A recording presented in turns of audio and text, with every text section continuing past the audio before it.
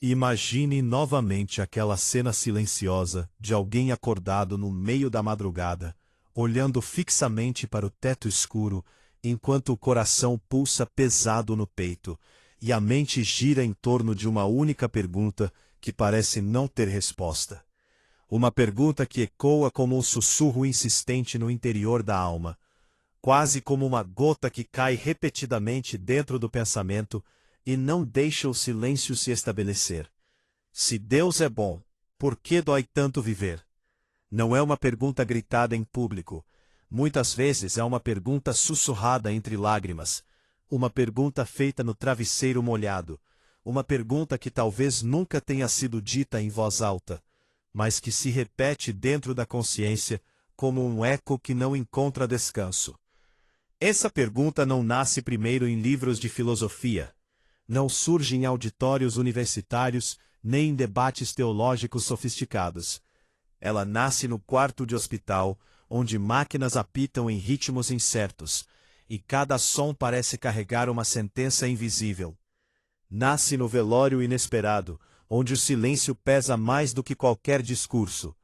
Nasce na ligação que chega em um momento comum do dia, e muda completamente o rumo da vida em poucos segundos. Nasce na traição de alguém amado, que rompe a confiança de forma irreparável. Nasce na injustiça, que parece não ter conserto. Nasce na falência que desestrutura uma família inteira. Nasce na depressão silenciosa, que ninguém percebe, porque o rosto continua sorrindo, enquanto por dentro tudo está em ruínas. Ela nasce na mãe que perde um filho, no filho que perde o pai cedo demais, no jovem que luta contra pensamentos que ninguém vê, no trabalhador que se esforça, e mesmo assim não consegue sair do lugar, na oração que parece subir aos céus, e não voltar com resposta. Talvez você que está ouvindo este vídeo, já tenha feito essa pergunta em silêncio. Talvez tenha feito essa pergunta olhando para o céu. Talvez tenha feito essa pergunta enquanto dizia que estava tudo bem, quando na verdade não estava. E muitas vezes o medo de perguntar vem acompanhado de um sentimento de culpa, como se questionar fosse sinal de fraqueza espiritual, como se fé verdadeira não pudesse conviver com dúvida, como se confiar em Deus significasse nunca sentir angústia.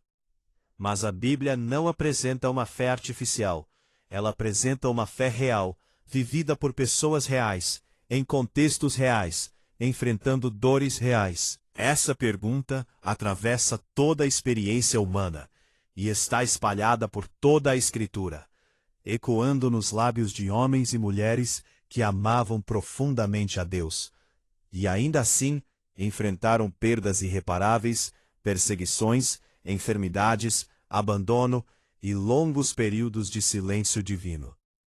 O sofrimento não é um tema periférico na fé cristã.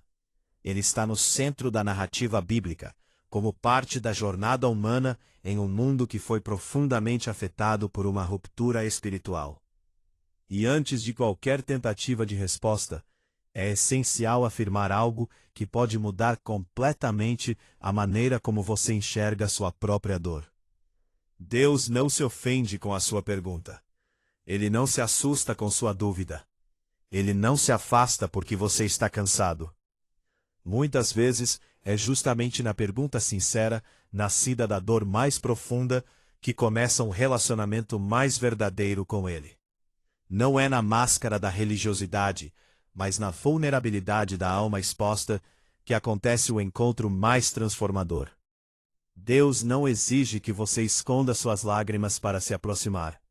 Ele se aproxima justamente quando você não consegue mais escondê-las.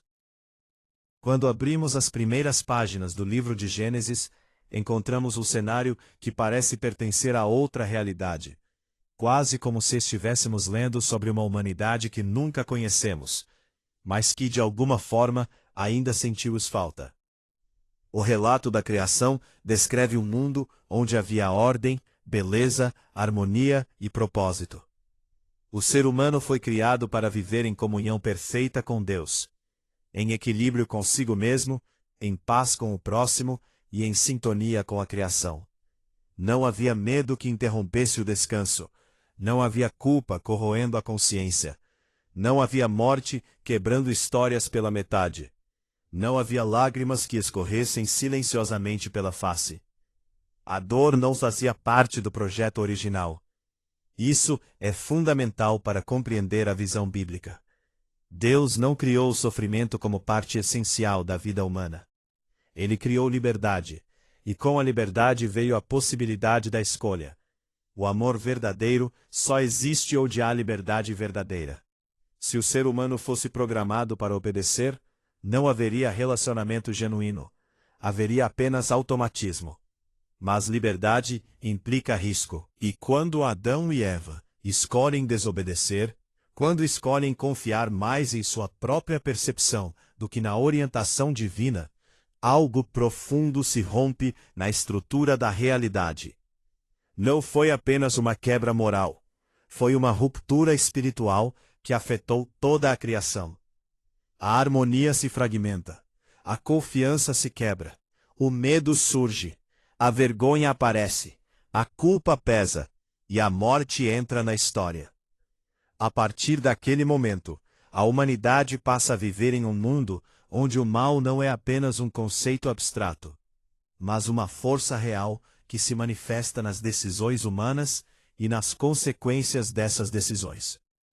O sofrimento não surge porque Deus desejou ferir a humanidade, mas porque a ruptura abriu espaço para a desordem, para o egoísmo, para a violência e para a corrupção daquilo que antes era perfeito. Essa liberdade continua sendo uma das maiores dádivas dadas por Deus, mas também é a raiz de muitos dos sofrimentos que experimentamos. Escolhas humanas têm peso, decisões têm impacto. Uma mentira pode destruir uma família inteira.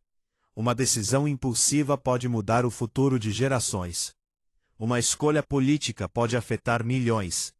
Um ato de violência pode desencadear ciclos intermináveis de dor. Muitas vezes, o sofrimento que alguém experimenta não é resultado do que fez, mas do que outros fizeram. Crianças sofrem por decisões que nunca tomaram. Povos inteiros enfrentam crises por escolhas feitas por líderes que talvez nunca tenham considerado as consequências. Vivemos em uma realidade interligada, onde as ações humanas se entrelaçam formando uma rede complexa de causas e efeitos. Isso explica parte do sofrimento, mas não explica tudo. Porque há momentos em que a dor parece ultrapassar qualquer lógica compreensível. Há momentos em que pessoas boas enfrentam tragédias inexplicáveis. Há momentos em que a vida parece injusta demais para ser aceita com facilidade. E é nesse ponto que a pergunta volta com força. Por quê? O livro de Jó entra exatamente nesse espaço de tensão. Jó não é apresentado como alguém negligente, nem como alguém perverso, nem como alguém que vivia distante de Deus.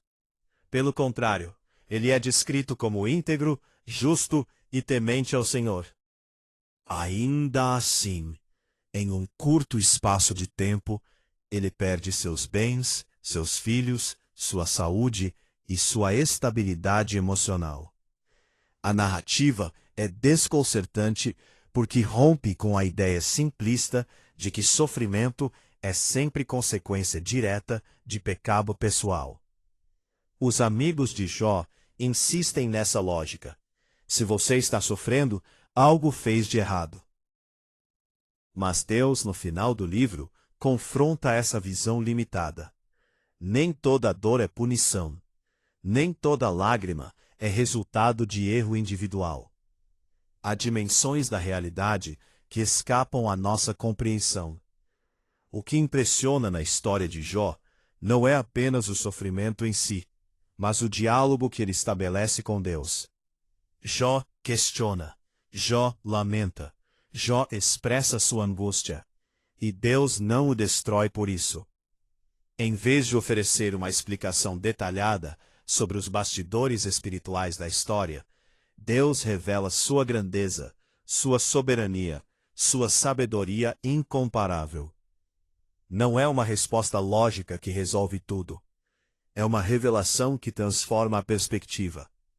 Jó descobre que, mesmo sem entender tudo, pode confiar em quem está no controle de tudo.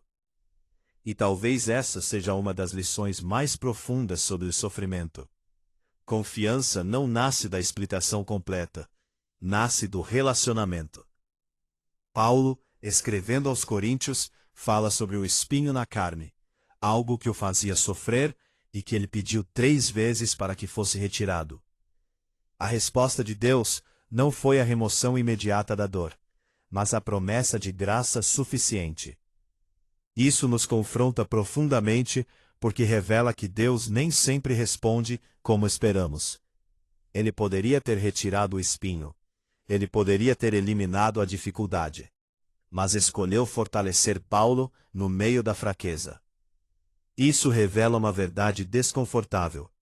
Muitas vezes queremos um Deus que resolva as circunstâncias, enquanto Ele deseja formar caráter. Queremos alívio imediato. Ele trabalha em transformação profunda. O sofrimento, embora nunca seja prazeroso, pode se tornar um instrumento de amadurecimento espiritual, de dependência verdadeira, de humildade que nos aproxima de Deus, de maneira que a prosperidade constante talvez nunca aproximaria. Quando olhamos para Jesus, toda a questão do sofrimento ganha um novo significado. Deus não ficou distante da dor humana, ele entrou nela.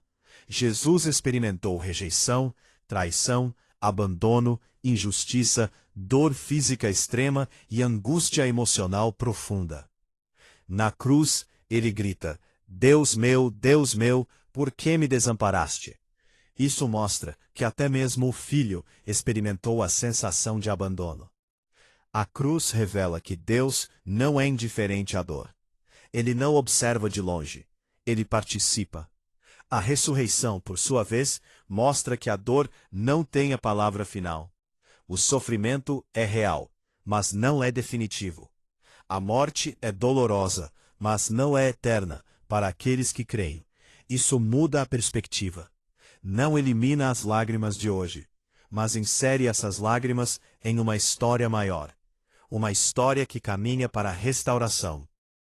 Os salmos revelam uma espiritualidade honesta, onde o salmista clama, questiona, chora, lamenta, mas continua voltando-se para Deus.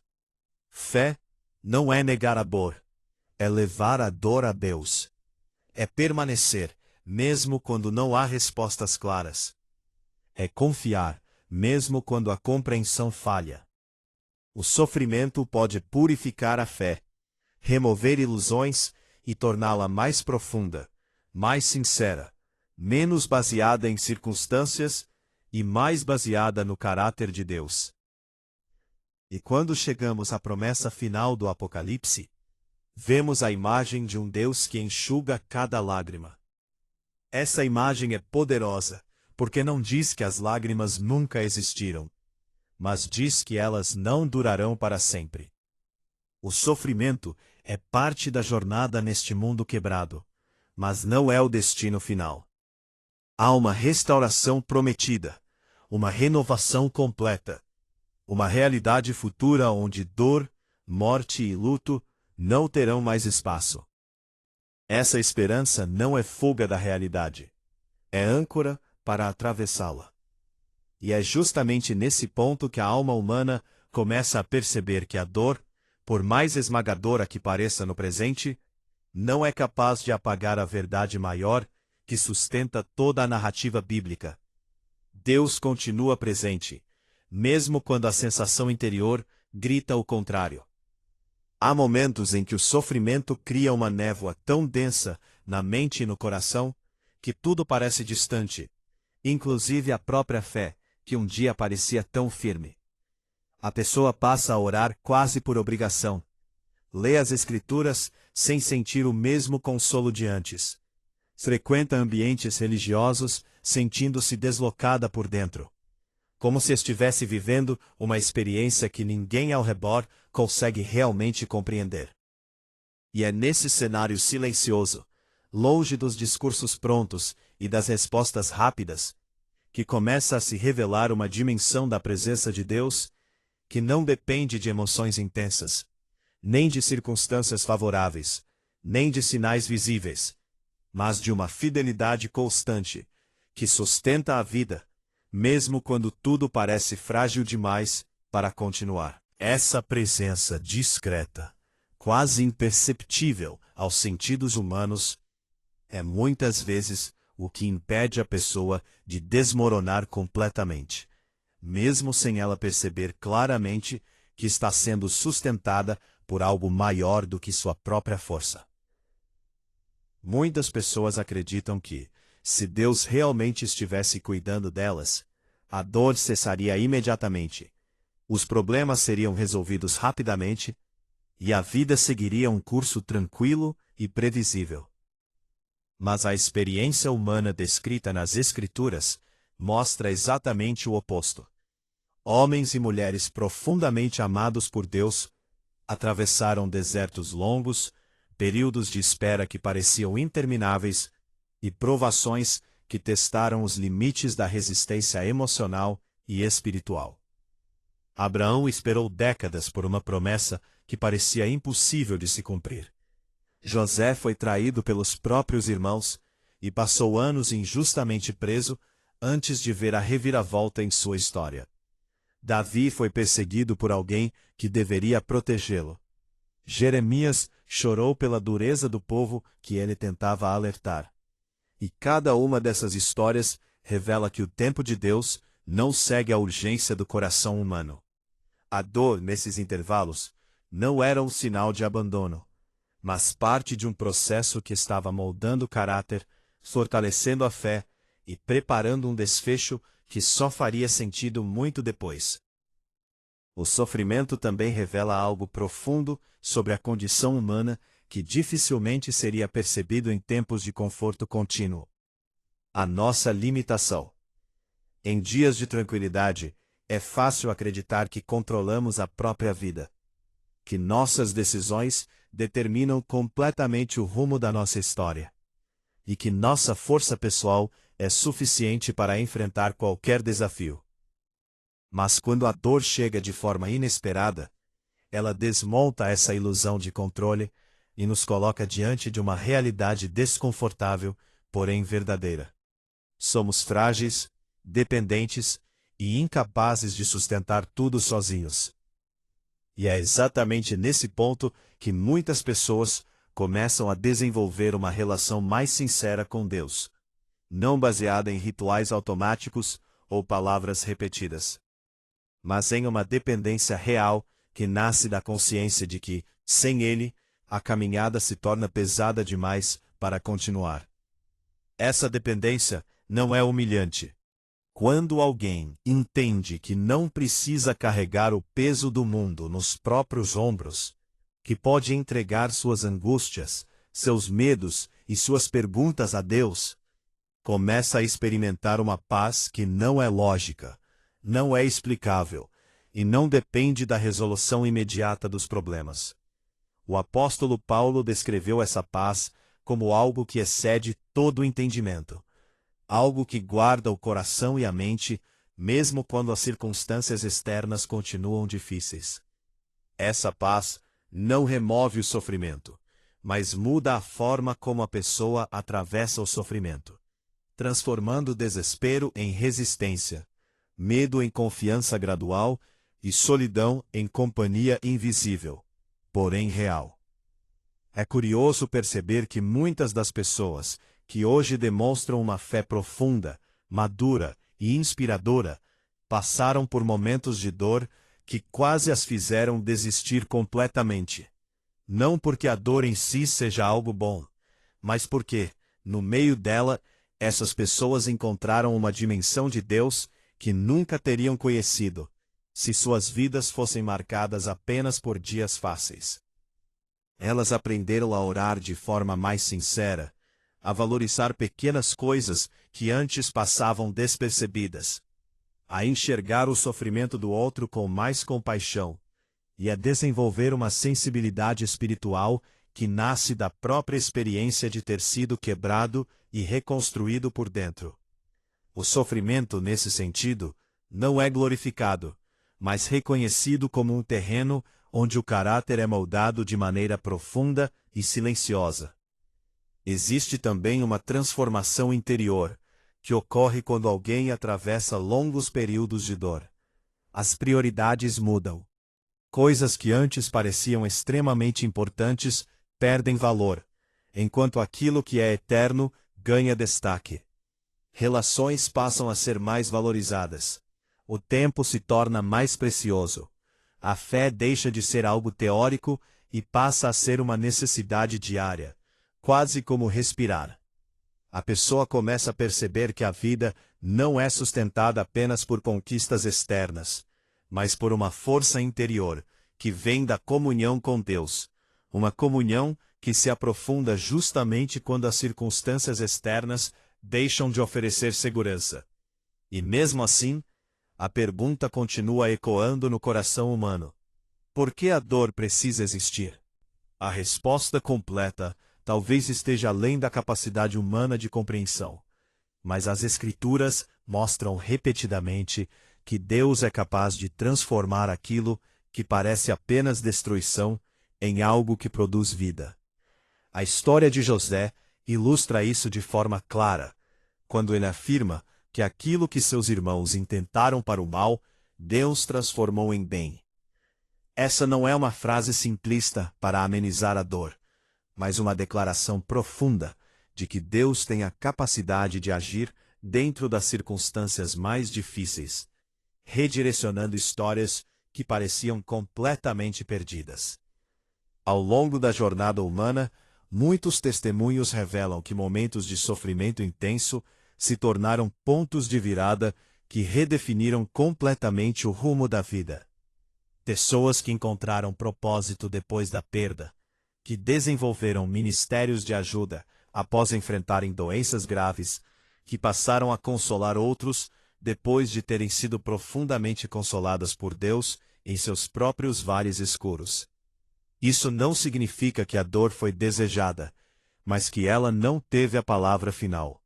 Deus, em sua soberania, consegue ressignificar experiências que pareciam apenas negativas, transformando-as em instrumentos de crescimento, compaixão e impacto na vida de outras pessoas. A grande revelação que surge quando observamos toda a narrativa bíblica é que o sofrimento não é ignorado, não é minimizado e não é tratado como algo irrelevante.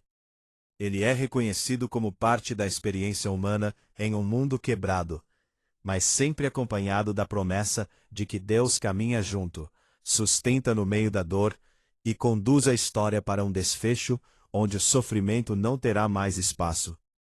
Essa promessa não elimina as lágrimas do presente, mas oferece uma esperança concreta que impede o coração de se entregar completamente ao desespero. E assim, lentamente a pessoa começa a entender que talvez a pergunta "por que Deus permite o sofrimento?" não seja respondida apenas com explicações, mas com uma experiência de presença que atravessa o sofrimento junto com ela. Uma presença que não impede todas as dores, mas garante que nenhuma delas será enfrentada em solidão. Uma presença que não esclarece todos os mistérios, mas sustenta a fé enquanto os mistérios permanecem. Uma presença que transforma o coração no meio da caminhada, preparando-o para o dia em que finalmente toda a dor será apenas uma lembrança distante diante da plenitude da eternidade prometida por Deus.